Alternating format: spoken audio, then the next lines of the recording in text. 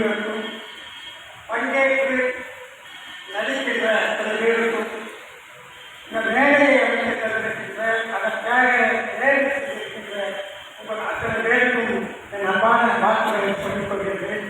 இந்த மேடை அண்ணா அவருடைய நூற்றாண்டு நினைவாக இந்த அரங்கம் அமைக்கப்பட்டிருக்கிறது.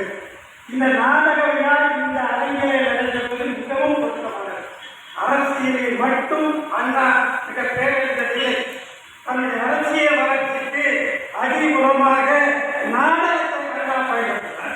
அவரே நாடகம் எழுதினார், அவரே நாடகத்தில் வேகம் தாங்கி நடித்தார்.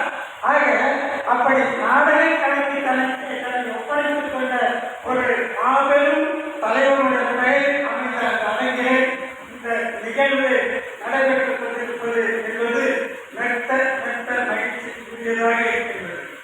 இங்கே ஒன்றை சொல்லி நான் ஒத்துக் கொள்கின்றேன்.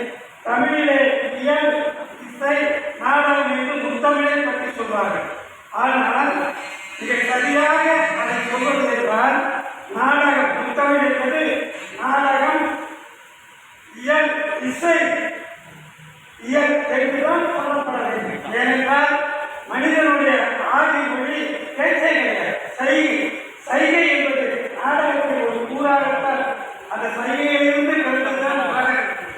எனவே அந்த நாடகம் தான் தமிழின் முதல் பகுதியாக இருக்கிறது. பிறகுதான் அதை ஒட்டி இசை, அதை ஒட்டி இயல் வர வேண்டும்.